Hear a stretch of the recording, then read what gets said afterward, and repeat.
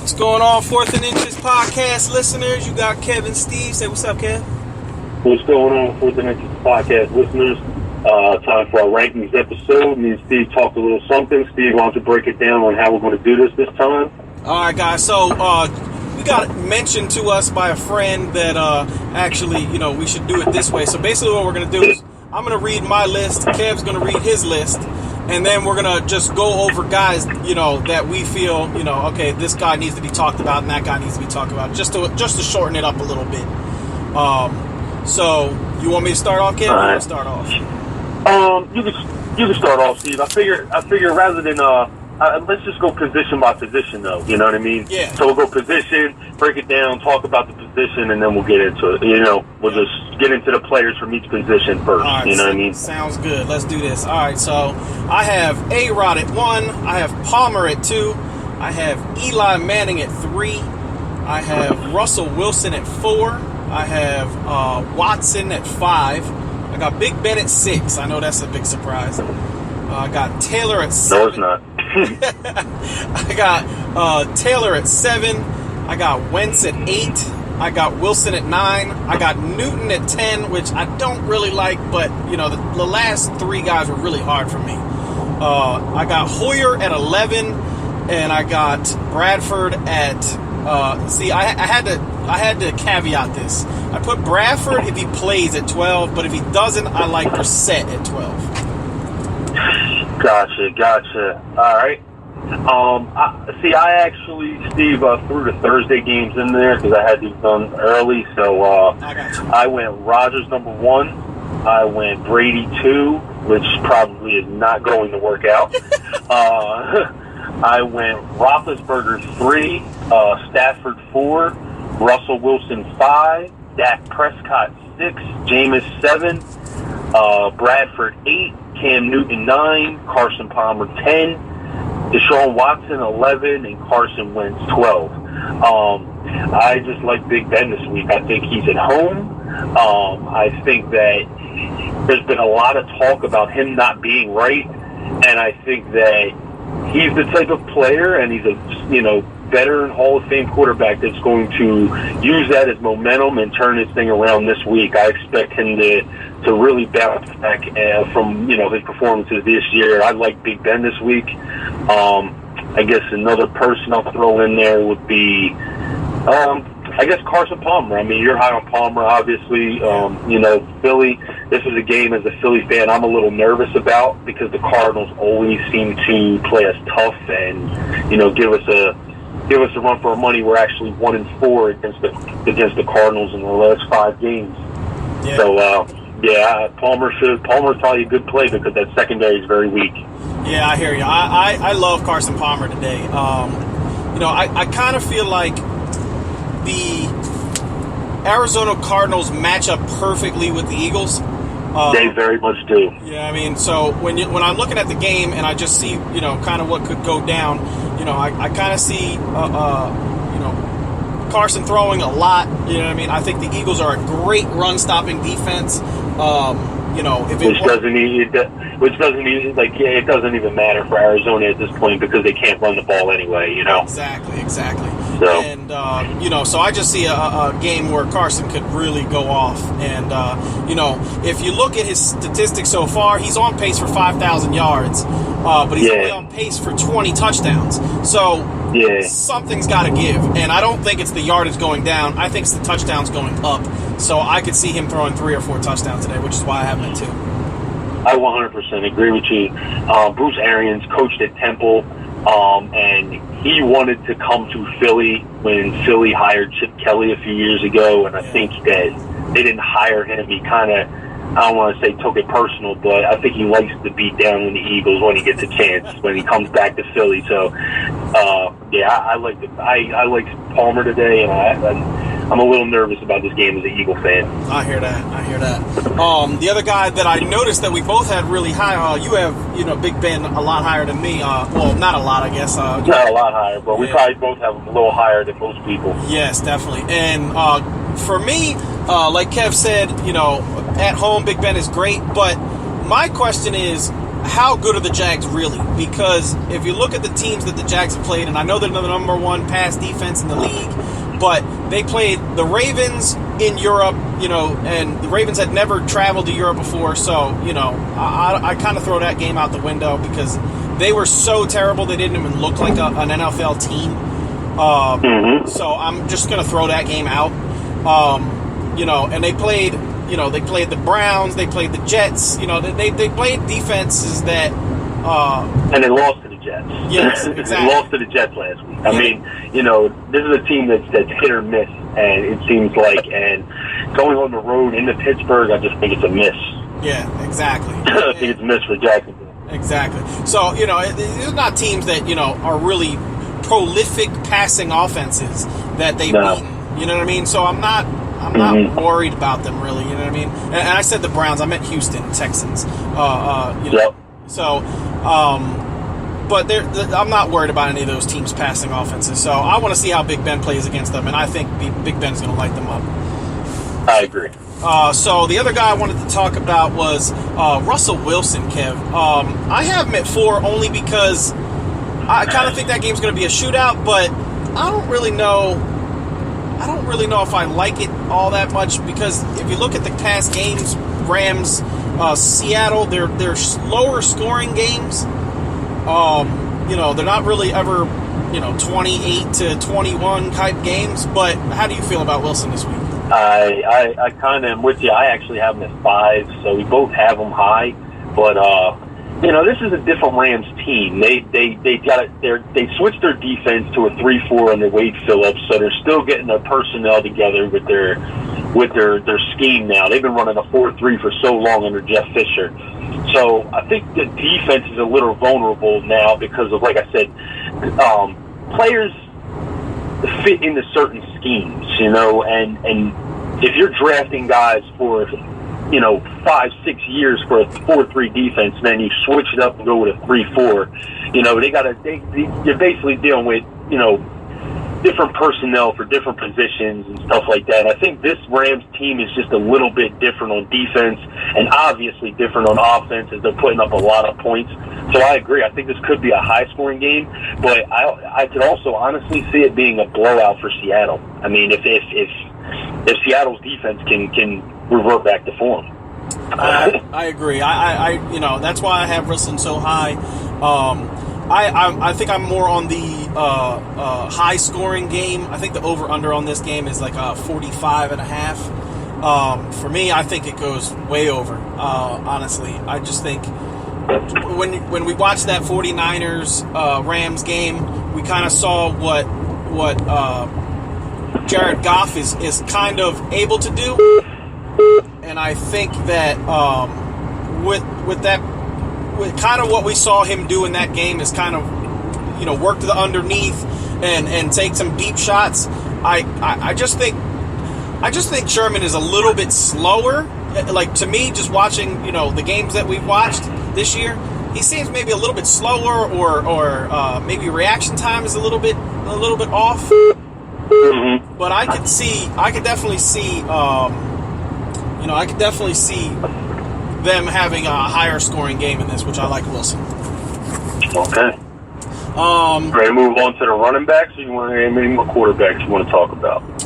There's really only one more quarterback I want to talk about, and it's the other side of the Eagles game, Carson Wentz. The other quarterback's kind of, it's a bye week, so there is no Matt Ryan, there is no Drew Brees, there is no Cousins, so 3 main quarterbacks are not in there. So the last, 3 guys were just kind of, I threw them in. So, but Carson Wentz, I actually really like this week, Kev. I know the Cardinals are a really good defense, but they're traveling all the way from Arizona to go into Philly, and I can see this being, a pretty high scoring game. I can see this game get into the 50s. I like the over on this game also. Yeah, I like Carson Wentz this week. I have him at 12. Partially because there's so many bye weeks with good quarterbacks, with, like you said, Matt Ryan, Cousins. Who's the other one that's on bye? Cousins, Matt Ryan, Drew Brees. And then you got Mariota hurt. You got Derek Carr hurt. Yeah, Simeon wouldn't be ahead of him. He's not. That's why I didn't mention the Broncos. He wouldn't be. But I mean, that's partially the reason why I have them there.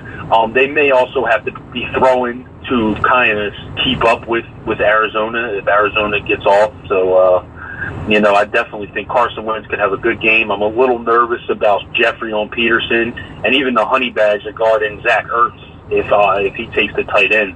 That's not a matchup I really like either. So it could be a struggle, but I still think Carson Wentz could have a good week. Yeah. I mean, like we were talking about with Palmer. If Palmer goes off, I kind of think they have no choice but to throw the ball, and I can see Wentz having a big game. 300 and a touchdown or two, and that's good enough for a top 12 play. All right, so I agree. Let's go to 12 tight ends because they're just easier to go through. Okay.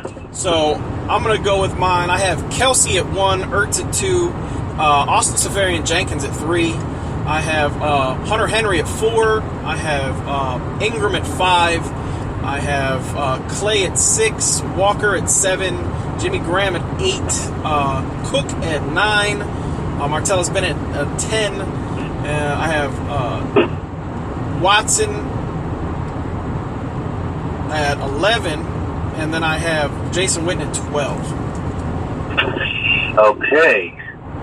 Well, we have a big disparity here. I actually have Delaney Walker at number 1. Yeah. I have Kelsey at 2. I have Clay at 3. I have Rudolph at 4. Now, Rudolph at 4 is pretty much based on me thinking that Bradford's playing. Sam Bradford's going to play. Because if Sam Bradford don't play, he probably won't even make my top 12. Gotcha. But, so I have Ertz at 5, Jimmy Graham at 6, Evan Ingram at 7, Ben Watson at 8, Austin Seferian-Jenkins at 9, Jared Cook at 10, Jason Witten at 11, and Martellus Bennett at 12. Yeah, so you're high on Walker. I'm extremely high on Walker, especially with Matt Castle getting that start. I think there's going to be a little more check down. I believe Corey Davis is out again. I just think this is going to be one of those games for the Titans where they try to run, ground and pound, get out of there, and I think they're going to use the tight end on some short passing routes, which should work out well for Walker, especially in PPR. I think Delaney Walker could have 6 catches at least today. Yeah, I agree with Walker. I couldn't put him above Ingram or Clay. I thought about it, but I think I dropped him down because of Matt Castle. To me, the last time I watched Matt Castle play, it was so bad that it was bad. Yeah, it was so bad that I really couldn't see myself ever, wanting to play any receivers around him. And I can see a game plan where they run the ball an obscene amount. I think Travis. No, I'm sorry. Delaney Walker. No, not Delaney Walker. Okay. Yeah, the running back. Derrick Henry. DeMarco. Yeah, Derrick Henry. Oh, Derrick Henry. Yeah, I was going to say. I like DeMarco and Derrick Henry today. I think they both see over 15 touches, and I can just see them, going bananas trying to run the ball to just get out of this game and hope Mariota comes back next week. I agree. Any other names in here? I mean, obviously we talked about Rudolph. I think that's based off of Bradford playing. Yep. Did you have Rudolph ranked high? I can't remember where you had Rudolph. I actually didn't rank Rudolph because, like I said, with my last quarterback, I have Bradford as 12, but I also have Brissett. Okay. You know what I mean? So I'm not. Yeah. It sounds like he's going to play, but you never know with Sam Bradford. You definitely never know with Sam Bradford. If Bradford plays, I'd probably put Rudolph right behind Walker and ahead of Jimmy Graham. So I would probably have him at 8 or 9. Yeah, I agree. I gotcha. I tell you, Rick, I two tight ends I really like this week that also that could possibly be good plays. Austin Seferian-Jenkins. You know, the Browns constantly get destroyed by the tight end, and Jenkins has been one of the most targeted players on the Jets, if not the most targeted. So in the last couple weeks since he's been back. So yeah, I really like Seferian-Jenkins, and I like Jared Cook as well. With EJ Manuel playing, I think it's similar to. I think it's going to have to be similar to the Titans' philosophy, where Marshawn Lynch might see 20 carries today, just so they keep the ball out of Manuel's hands. And I think it's going to lead to a lot of short passes to Cook, who could possibly also get 5 or 6 catches in this game. Yeah, I definitely agree. I was going to put Cooks higher. But I just know EJ Manuel, and I know he's going to throw interceptions. I think. Yeah, that's it. I mean, and like we tell you guys all the time, if your team doesn't have the ball, they're not going to score. Your players won't score. So, I can see a game script where Cooks is great, or I can also see the same game script where Cooks really doesn't do all that much, maybe 3 or 4 catches for 30 yards. So, I think it flip-flop either way. But yeah, that's basically. I think we're pretty consensus on the only other one player I did want to talk about is I have Ertz at 2, and I think you put him at 3 if I'm correct.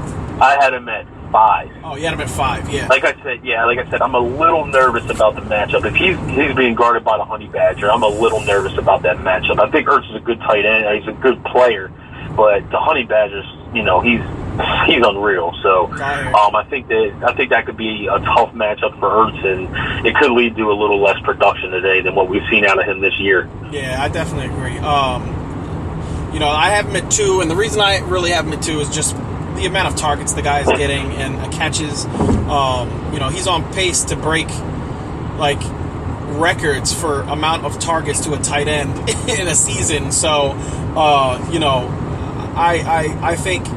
I think he's Carson Wentz's safety blanket, and if that's the case, I don't think he will blow up in this game, but I definitely think he's definitely number 1 tight end you're starting every single week. Oh yeah. You're not taking him out of your lineup for sure. I just, like I said, I think it could be a little less production with a tough matchup if the Honey Badger is on him. I mean, he could Matthew could be turning around and be on Nelson Aguilar in the slot. So, I'm not sure how Arizona's defense is going to play that, but I think it'd be more leaning toward him playing against Ertz and trying to stop Ertz, because Ertz has pretty much proven to be that safety blanket over the middle of the field for Carson Wentz. Yeah, I agree. And just watching the game film, I actually have noticed that the Honey Badger really isn't defending tight ends. It's Tavon Branch, the other safety, the strong safety for the Cardinals, that is really has been honing in on the tight ends. But he held a couple of good tight ends this year to not really much at all. Jason Witten. We all saw what happened with Jason Witten when they played Arizona. I think he had 1 catch for 6 yards or something crazy. So, and he had blown up the 2 weeks before that prior. And, Tavon Branch is really actually a underrated safety. I really like him. Yes, very, very underrated player. Yeah, definitely. Very underrated player. All right, guys. So we are going to go with Kev. You want to go with running backs? Yeah, we can go to running backs. I have Le'Veon Bell, number 1. Ezekiel Elliott, number 2. Melvin Gordon, number 3. Carlos Hyde, number 4. Shady McCoy, number 5. Kareem Hunt, number 6. Todd Gurley, number 7. Jay Ajayi, number 8. Leonard Fournette, number 9. Jordan Howard, number 10. DeMarco Murray, number 11. I had Doug Martin, number 12. Bilal Powell, 13. That was a good Lamar Miller. What's that? Yeah, Doug Martin was a good call. Doug Martin is going to finish as a number 1 running back this week. He definitely should. Lamar Miller, I had at 14. I have LeGarrette Blount at 15, especially with Smallwood out. Latavius Murray, I have at 13. 16. Duke Johnson at 17. Christian McCaffrey at 18. Marshawn Lynch at 19. Frank Gore at 20. Isaiah Crowell I have at 21. Andre Ellington 22. Amir Abdullah 23. And Derrick Henry 24. Yeah, I like that. We kind of have similar numbers on some of our players. So I'll go with mine. So mine is Bell, obviously. He's got the best matchup of the week. I got Elliott at 2, Gurley at 3, Hunt at 4, Fournette at 5. I have Gordon at 6. I have McCoy at 7. I have Ajayi at 8. I have Hyde at 9. I have Bilal Powell at 10. I have Howard at 11. I have Frank Gore at 12. I have McCaffrey at 13. I have Miller at 14. I have DeMarco Murray at 15. I have Johnson at 16. I have Duke Johnson, that is. I have Marshawn Lynch at 17. I have Abdullah at 18. I have Latavius Murray at 19. I have Jerick McKinnon at 20. I have Isaiah Crowell at 21. I have Tariq Cohen at 22. I have Jamal Williams at 23. And I have Andre Ellington at 24. The one that I do want to say is Aaron Jones sounds like he's going to get the start from what I'm hearing. So I would cross off Jamal Williams and put in Aaron Jones there at 23. Okay, yeah, actually, I just think that game is going to be kind of a timeshare with them, too. I know Jamal Williams, I believe he's playing. I kind of think that game's going to be a little bit of a timeshare. I don't know how much each running back really gets. Yeah, but, the starting running back definitely in that game could have a touchdown, because that could be a high-scoring game as well. Yeah, I think the over-under on it is 52.5, if I'm not mistaken. Yeah, I think it's 50. What's that? I think the over/under on it is 52.5. So it's the second highest scoring game of the week, behind what was supposed to be the highest scoring game, New England and Tampa Bay, which everybody saw what happened there. So yeah, that didn't work out. So what running backs you want to talk about, Kev? Well, I've been talking about him all week, so I'm going to keep talking about him. Is Melvin Gordon. The Giants have not been good against the run this year like they were last year, and this is it. I'm calling Melvin Gordon out, and I got high expectations this week for him, and I think he's going to produce. Like I said, I expect him. I'm looking for 80 yards and 2 touchdowns in this game at least. He has a good matchup. The Giants haven't been good against the run. They've allowed at least 75 yards to a running back in every game they've played. This is it, man. Like he has not really, he's not he's had some pretty good fantasy weeks, but not great. But I think this is a good matchup for him to turn it around. So I like Melvin Gordon this week, and also Carlos Hyde. Carlos Hyde has a good matchup against Indy. I have him at number 4. I had Gordon at number 3. These are both. Carlos Hyde has been performing all year. I think he's been one of the more under talked about running backs based on his performance, probably because his team's not very good. Yeah. But I think Carlos Hyde could have a really good game against the bad Indianapolis defense. Yeah, I agree with that. I agree with what you say with Gordon. I have him ranked at 6, so I could definitely see him going off. I actually have him in a couple of FanDuel lineups and a couple of DraftKings lineups, especially as a GPP play. I don't think too many people are on him, especially with the higher-priced quarterbacks. Running backs. Yeah. But I do like him this week. I think, like you said, the Giants have not been good against the run this year, and he could definitely go off.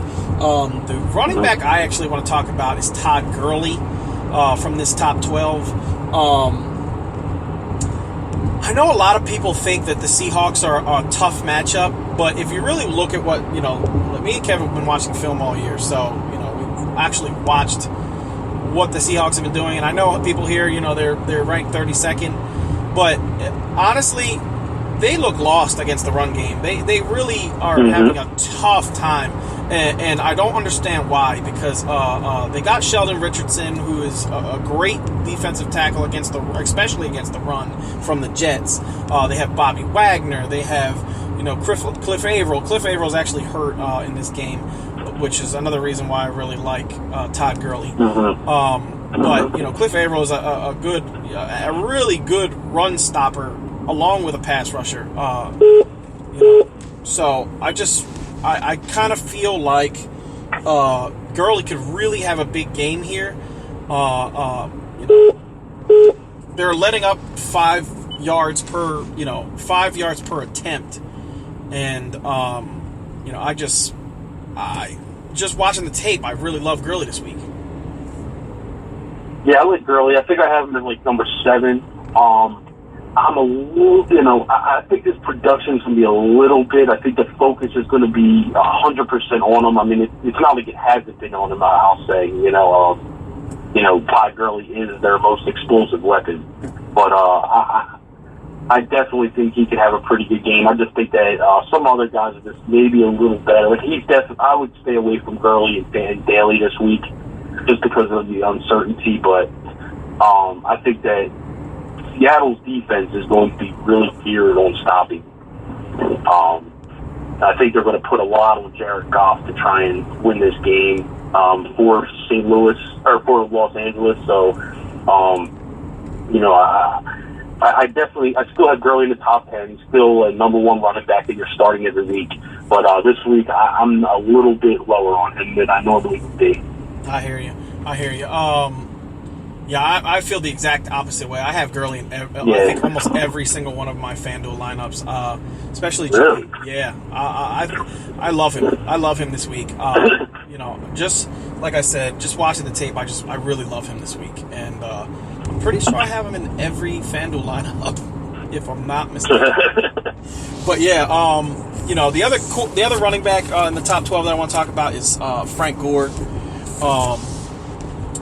Frank Gore. I was going to ask you about that because I noticed you had him up in your the top 12. Yeah. I know he has a good matchup this week. Yeah, go ahead and talk about that a little bit. Yeah. So I'm a huge advocate for starting guys against their old teams. I believe in revenge games, and no one was with their team longer than Frank Gore was with the 49ers of any running back that's playing football right now. He played. I believe it was there forever. Yeah, I believe it was 11 seasons with the Niners, and he's never played against them before. So I could see it being a close game and them running the hell out of Frank Gore because he just tells them, "Listen, give me the damn rock." And so I love him this week, especially because the new toy in 49er land is Carlos Hyde. And I think if I believe Carlos Hyde is going to have a big game, I have to believe, Frank Gore is going to try to match that. And I just love him this week. Yeah, I agree. I have Frank Gore at, I believe, 18. I like Frank Gore a lot as well. I was thinking about him, pretty heavily, even in Daly as somebody you could just, as kind of a surprise throwing in Daly, if you wanted to, really go high at wide receiver. Because I don't know his price off the hand, but Frank Gore could definitely have a nice little revenge week. Another guy I want to talk about is Andre Ellington too. Okay. Ellington could have a very nice game in PPR. Yes. Last week, Carson Palmer was checking down to him a whole lot. Literally, he had 8 catches. I think he had 11 targets or something like that. Yep. This is going to be another game where the Cardinals are just going to be airing it out. Philly's got a good run defense. We've talked about this. We've pretty much talked about this matchup. At length with Palmer earlier, but yeah, I think Ellington and PPR could have a huge game because Arizona's just going to have to throw the ball all over the place. Yeah, I agree. I can definitely see Ellington getting off in this game. Ellington definitely has a really good matchup with the Eagles. You know, the Eagles do have a little bit of trouble stopping, pass catching backs. And Palmer loves that safety blanket. He used it with David Johnson. He's going to use it with Andre Ellington now. And I just really I agree with that. I have Ellington at 24, but that's only because, I kind of... His rushing stats are not going to be there. Exactly. He's not going to get basically any carries. So we're basically relying on targets. And last week he got 14. I don't think he even gets close to that this week. I think I wrote him down for like 8 targets this week. But if he gets 8 targets, I see him catching 5 or 6 of them, and that's good enough for a PPR. If he gets you 50 yards and 6 catches, that's 11 points in a PPR, which that's good enough to be a flex play, or you're running back 2 if you really are hurting on bye weeks. Exactly. So, any other running backs you want to go through? Yeah, just one more. Marshawn Lynch. Yeah, that's a good one. Yeah. That's a good one to talk about. Yeah, I definitely want to talk about Marshawn Lynch. Me and Kev have been saying that Marshawn Lynch is a buy low, and I think this is the game where he shows what the hell we were talking about. In watching the film on Marshawn Lynch doesn't look any different to me than he did when he retired. No, he's just not getting as many attempts. Exactly. He's just not getting the ball. And with no David Carr and E.J. Manuel being the turnover machine he is, the coach already said he's going to see touches this week. So, if they're going to let the beast, loose, I could see Marshawn Lynch having a very good game against a defense that played the Pittsburgh Steelers last week, and Le'Veon Bell ran the ball 35 times. That's an outrageous number, people. 35 times. It's ridiculous. That means that this team is just beat up. If you have to try to stop Le'Veon Bell 35 times, and then the very next week you're going to see Marshawn Lynch for 20 plus carries, I just can't see Baltimore holding up in this game, and I think Marshawn Lynch is easily 80 yards and a touchdown. I agree. Actually, you know what? Let me get into one more with Garrett Blount. I do want to talk about Garrett Blount with Smallwood being out. The Cardinals played an overtime game last week. That, extra time puts a little bit of beat down on you, and you turn around next week and you got to face a 245-pound running back. That can wear on you, and Blount could be a guy that come third or fourth quarter starts to eating away some big yard gains because that Cardinals defense gets 21 down. Yeah, I can agree with that. I did not rank Blount in my top 24. The only reason being is I know the Cardinals are a really good run defense, and I kind of see it being a air it out type of game. But I could definitely see the Eagles defense stepping up and getting some sacks on Carson Palmer and it going completely the other way, where the Eagles have a big lead and they just use Blount to wear it down. So it could go either way. Very true. Very true. All right, so we're going to go over the wide receivers. Kev, you want to start us off on that, or you want me to start? I'll start it up. We got Antonio Brown. I had Mike Evans, which, who knows on that one. I had Odell Beckham. I have Dez Bryant, Larry Fitzgerald, Jordy Nelson, DeAndre Hopkins, A.J. Green, Stephon Diggs, Keenan Allen, T.Y. Hilton, Brandon Cooks, So that would be my top 12. 13, I have Pierre Garçon. 14, Doug Baldwin. 15, Chris Hogan. 16, Randall Cobb. 17, Adam Thielen. 18, Tyreek Hill. 19, I have Martavis Bryant. 20, I have Devin Funchess. 21, Jarvis Landry. 22, Devontae Parker. 23, Marvin Jones. 24, Golden Tate. 25, Jaron Brown. 26, I have Sterling Shepard. 27, Michael Crabtree. 28, Amari Cooper. 29, Kelvin Benjamin. 30, I have Devontae Adams. 31, I have Alshon Jeffrey.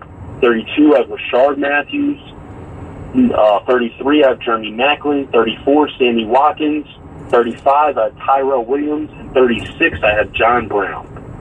Nice. Yeah, we have a lot of the same players. So my list, I actually did do my list on Thursday for wide receivers. We are actually going to do the podcast, so I did rank them. So I have Brandon Cooks. I had it 1. Now that was crazy. It wasn't too ludicrous. I mean, he actually had a good game. If he had got into the end zone, it might have looked a little better for you. But exactly. He had a really good game. Exactly. So I just saw, I just saw that happen. I thought it was going to be a bigger game. All right, so I have Keenan Allen at 2. I love Keenan Allen this week. I got AJ Green at 3, T.Y. Hilton at 4, Des Bryant at 5, Jordy Nelson at 6. I have Golden Tate at 7. I have Mike Evans at 8. I have Stephon Diggs at 9. I have Odell Beckham at 10. I have Deshaun Jackson at 11. I have DeAndre Hopkins at 12. And I have Antonio Brown at 13. Now, this is probably the lowest I'm going to rank Antonio Brown all year. And it's not because I think the Jaguars' defense is amazing. I just have to say this real quick. It's not because I think they're amazing. It's because I think this is a Martavius Bryant game all day. I can see, AB being a really, good player this week, but not. I think Martavius Bryant goes 100 yards and a touchdown or 2, definitely. Mm-hmm. So I have Martavius Bryant at 14. I'm sorry. I have Jarvis Landis at 15. I have Doug Baldwin at 16. I have Devontae Parker at 17. I have Larry Fitzgerald at 18. I have Randall Cobb at 19. I have Chris Hogan at 20. I have Brandon Marshall at 21. I have Devontae Parker at 22. I have Rashard Matthews at 23. Adam Thielen, 24. Pierre Garçon, 25. Calvin Benjamin, 26. Tyler Lockett at 27. Tariq Hill at 28, Alshon Jeffrey at 29, Amari Cooper at 30, Devin Funchess at 31, Danny Amendola at 32,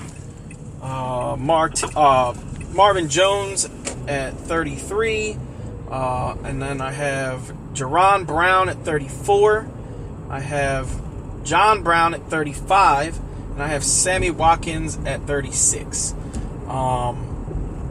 So basically, the players from the top 12 that I really want to talk about, because I know my list was way different than Kev's. Yeah. Keenan Allen, number 2. I love Keenan Allen today. I just don't think Jenkins is going to follow him at all, period. He's going to have Dominique Rodgers-Cromartie. I've noticed that Dominique Rodgers-Cromartie has guarded their slot receiver pretty much every time they played. Yeah, and, I think I kind of feel like Keenan Allen moves around the line too much, and I can see this game being a really high-scoring game, and I finally think Keenan Allen gets into the end zone at least one time in this game. So if Keenan Allen is going to get in the end zone, I think he's going to get, 12 to 14 targets in this game, just because of game script. And I can just see him having, 10 for, 120 and a touchdown. And I love that. So, Keenan Allen I'm really high on Keenan Allen this week. I have Keenan Allen at number 10. I agree. He's definitely a number 1 wide receiver. It's all about where he's going to finish, where it's, whether it's, top end wide receiver or low end wide receiver 1. But, we both have him as a wide receiver 1. I think one of the things I could say based off of our rankings is just the difference in grading the Vikings receivers with Bradford playing and not playing. I had Thielen up in the teens. I think you had him in the low 20s or mid 20s. So, I think Bradford's going to play. I kind of ranked him that way. So there's not really much more to say about that. Yeah. I am high on Devin Funchess this week. I really think he's going to have a good game. I think Darius Slay's going to be on Benjamin. Yep. And if that's the case, Funches has been seeing a lot of targets, and I think it's time for Devin Funches. I think he's going to continue to show production. In the last couple of weeks, he started to pick it up, and it's about time we started seeing what we thought we might be seeing for the last few years. Out of Devin Funches. Yeah, I have it at number 20 today. One guy I guess I'll ask you about, Steve, that I noticed, Tyreek Hill. I think you had him at 28. Yes, 28. Down on Tyreek Hill? Yeah, just a little bit. I kind of... Okay, so if you notice my rankings, I have Kelce at 1. I see this being a Travis Kelce game, and if you really look at the production so far this year, they don't both go off together. You know what I mean? Yeah. So it's 100% true. Yeah, it is 100% true. Exactly, and if you look at Travis Kelce's track record against Houston, last year he had 2 touchdowns and over 100 yards against them. The year before he had a touchdown and 90 yards. He just has a really good track record against Houston, and if that's the case, I don't see Hill having a big game because he just hasn't had big games when Kelce goes off. So that's why I have him so low. Gotcha. Anybody else you want to talk about, Steve, from the wide receivers? I mean, I'll get into a couple. I got a couple more. I just figured I'd give you a chance to give you the floor. Yeah, so there's actually 3 guys. We might actually have some of the same guys that we want to talk about. So the first guy I want to talk about, if you guys notice, I had Golden Tate at 8, I believe. Yes. I love Golden Tate this week. We're a PPR scoring podcast, and if there's anywhere that the what's it called? The Carolina defense is susceptible to being very, highly targeted. We saw it with Buffalo. We saw it with, teams that they've played so far this year, is the slot receiver. And, Golden Tate is probably a top 3 slot receiver in the NFL. And I just see him going off today. I could definitely see him with, 8 catches for 90 yards and a touchdown. And in a PPR, that's great. Very good, very good. That would be a great game for Golden Tate, because he actually is. His production the last couple of weeks has been pretty down, so he definitely needs to have a game where he kind of picks it up for his fantasy owners. I think Tate is a good number 2 guy. I just have Jones a little higher. I think Stafford takes some shots today. That's all it is. I think Jones gets into the end zone. I'm not sure if Golden Tate does. Golden Tate kind of works the middle of the field where Kuechly and Davis are going to be. So I know you said that the slot receiver pretty much is a highly targeted position against the Carolina defense. So that's something that we have to watch for this week. Mm-hmm. But, I just had Jones a little bit higher. That was definitely one that I was going to talk about as well. That was one of my, my next talking points. Yeah, definitely. One thing I will say, I guess I do want to talk about it since you did bring up Antonio. We kind of talked about not really going through, the higher ranked receivers, but considering you have Antonio down around 7, I believe you said, my thing this week, I think he gets force-fed the ball. I think they're going to test the hell out of Jalen Ramsey if he's on him 100%. And with the way Antonio looked on the sideline last week, I just think this is a week where they're going to force feed him the ball, and this could be one of those weeks where Antonio goes for 13 for 180 and 2 touchdowns. I really think that Antonio has a good week this week. I hear you. I'm sure you would love that, Steve. Oh yeah, I would definitely love that. I own a lot of Antonio Brown, just in case you guys don't know. That's why Kev just said that. But for me, a lot of people have been talking about Martavius Bryant and how he hasn't been playing well and he doesn't have a rapport with Ben and blah, blah, blah, blah, blah. The guy has 12 touchdowns in 13 games at home. Mm-hmm. He's just a touchdown monster at home. And for me, if you're going to attack anybody, it's not going to be Ramsey. It's going to be what's his name? Aboye.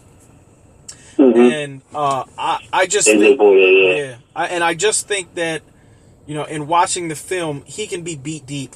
Just watching last year, with the Texans, he did he was getting beat a couple of times. I mean, with the Jaguars. With the Texans last year. He was Houston, he was Houston with the Texans last year. And I can just see Martavius really going off in this game and having a 130-yard game with a touchdown. So, I really like Martavius. As you can see, I have him right behind Brown, but that's only because I give Brown the respect. I can't rank Martavius over him, although I do think he will have a bigger game. I can't put him in the rankings that way. I can't disrespect that boy. The only thing I'll say from the counter that is, if there's one guy you are going to target against Jalen Ramsey, it's Antonio Brown. You know what I mean? Like, he's the best receiver in the NFL. Yes, he's the best. Another thing I guess I'll bring up is the Miami guys. I got them both kind of, in the lower end wide receiver 2 range. Until I see Jay Cutler actually look like a real quarterback, I can't trust these guys to be any higher than low end number 2 guys for me. I'm not big on the Miami receivers at all. This actually probably is pretty a good matchup. Tennessee does give up a good amount of, they are susceptible to the pass, but like I said, until Jay Cutler actually looks like a real quarterback, I can't get behind these guys. No, I hear you. That actually was going to be my next talking point. So I have Jarvis Landry at I believe 15, and I have Devontae Parker at 18.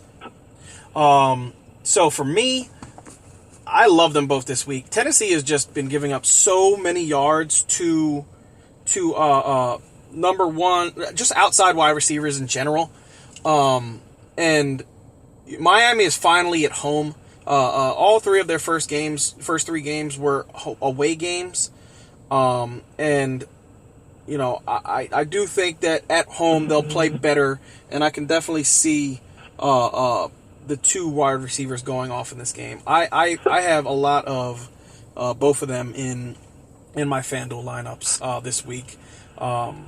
So I just really like them. And the last wide receiver I want to talk about, I actually have pretty low, but I had to get him in my lineups this week, is Sammy Watkins. I know a lot of people are off of Sammy, and if you notice, I put him at 36. That way, you don't scream at me if he doesn't do anything. Mm-hmm. But I just have a gut feeling about Sammy tonight. I do feel like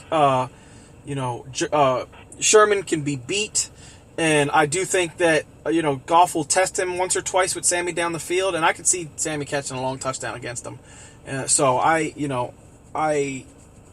do like Sammy Watkins this week. Yeah, I'm kind of with you. I was in the 34. I got him at 34. I think you had him at 36. If Sherman's on him, it should be fun to watch because, Sammy, I think Sammy gets up for big matchups. Yeah. He does. So it should be fun to watch. I constantly go back to the time where he got caught like a 3-yard pass to get a first down when he was with Buffalo against the Jets. But he just shook Revis out of his shoes, and it's just one of those plays that it just sticks in my brain, like where I can see that the guy is so talented. Yeah. I need to see it more.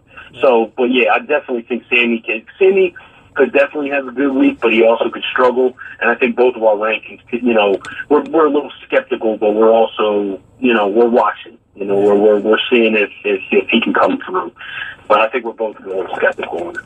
I agree with that. Kev, did you do defenses this week or no? I did do defenses. Okay. I'll just run through them real fast. I mean, it's we don't really have to get into it too much. We're not going to elaborate. I got Bills number 1, Vikings 2, Ravens 3, Seahawks 4, Chiefs 5, Steelers 6, Eagles 7, Jets 8, Titans 9, Raiders 10, Lions 11, and Panthers 12. The only one I'll say, I talked about the other day in the FanDuel, doing the FanDuel, is I love Buffalo's defense. I have them number 1. I like the matchup. I think they take A.J. Green out of the game, and the run game for Cincinnati has not been good. So So I think Buffalo is going to have a great defensive game this week and probably shut down Cincinnati, in my personal opinion. I love that you're on the Bills bandwagon, baby. So I agree with Kev. I don't have the Bills 1. I actually have the Eagles 1. I have the Steelers 2, the Bills 3, Detroit 4, the Vikings 5, Baltimore 6, the Titans 7, the Jets 8, the Chiefs 9, the 49ers 10, the Bengals 11, and the Seahawks 12. So for me, I agree with Kev. I love the Bills. I think they're a top 3 defense this week. I know a lot of scoring systems and ranking systems have them probably around 12 or 11 this week. I don't understand how that's possible with how great they're playing and how good they're playing against number 1 receivers. I know a lot of people are throwing out there that Julio didn't have a good week because he got hurt last week, but Julio left with 2 minutes left in the second quarter. I think it was like 2:28. It was literally like at the end. And even the announcer said during the game, like, oh, Julio's just going back to get checked on a little bit early because, you know what I mean? He played the first half. And they held him in check. So if they're holding Julio in check, I definitely can see them holding AJ in check. So for me, I love the Bills. The defense that I actually do want to talk about that I have in my rankings is the Chiefs. I have the Chiefs at 9.